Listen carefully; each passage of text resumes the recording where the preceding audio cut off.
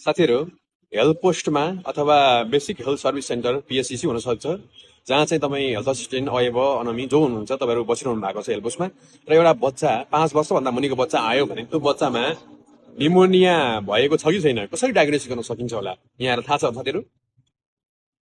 आज म तपाईँहरूलाई यसको बारेमा कुरा गर्न गइरहेको छु। त्यो निमोनिया 2 महिनाभन्दा मुनि र 2 महिनाभन्दा माथिको बच्चा भन्ने हुन्छ।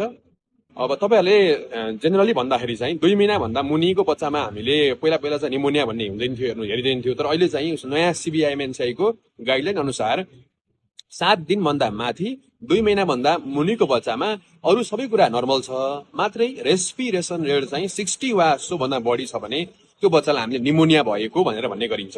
याद गर्नुपर्छ साथीहरू है, 2 महिनाभन्दा मुनि 7 दिनभन्दा माथिको बच्चामा 60 वा सोभन्दा बढी रेस्पिरेसन रेट छ भने त्यसलाई हामीले द फास्ट ब्रिदिङ छ भने त्यो बच्चालाई हामीले निमोनिया भएको भनिन्छ।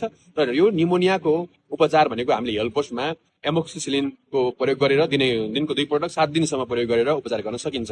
यस्तै गरेर 2 महिनाभन्दा माथि 1 वर्षभन्दा मुनिको बच्चामा चाहिँ तपाईँको रेस्पिरेसन रेट हामी 50 वा सोभन्दा बढी भन्ने हुन्छ भनेदेखि 12 देखि लिएर 59 महिनाको बच्चामा 40 वा सोभन्दा बढी रेस्पिरेसन रेट अथवा फास्ट ब्रिदिङ छ भने हामीले चाहिँ निमोनिया भन्न सकिन्छ। अथवा चेस्ट इन्ड्रोइङ छ भने 2 महिनाभन्दा माथिको बच्चामा चेस्ट इन्ड्रोइङ छ भने पनि हामीले निमोनिया भन्न सकिन्छ। र यो निमोनियाको उपचार हामीले एमोक्सिसिलिन दिनको 2 पटक प्रयोग गरेर 5 दिनसम्म प्रयोग गरेर उपचार गर्न सकिन्छ। अरू थप समस्याहरू छन्, जस्तो हामीले चाहिँ विजिङहरू देखिएको छ भनेदेखि त्यो बच्चालाई हामीले चाहिँ ब्रोन्को डाइलेटर दिएर फेरि हामीले रिएसेसमेन्ट गर्नुपर्ने हुन्छ। र यदि त्यो 2 महिनाभन्दा माथिको बच्चामा स्टाइडर छ भनेदेखि त्यसको चाहिँ हामीले अब सिभियर निमोनिया भनेर क्लासिफिकेसन गर्नुपर्ने हुन्छ। र त्यसको चाहिँ उपचार भनेको हामीले रिफर गर्ने, फर्स्ट डोज अफ एन्टिबायोटिक दिएर रिफर गर्ने भन्ने हुन्छ। आजको क्लासमा तपाईँलाई मेन जान्नै पर्ने भनेको चाहिँ निमोनियाको बारेमा।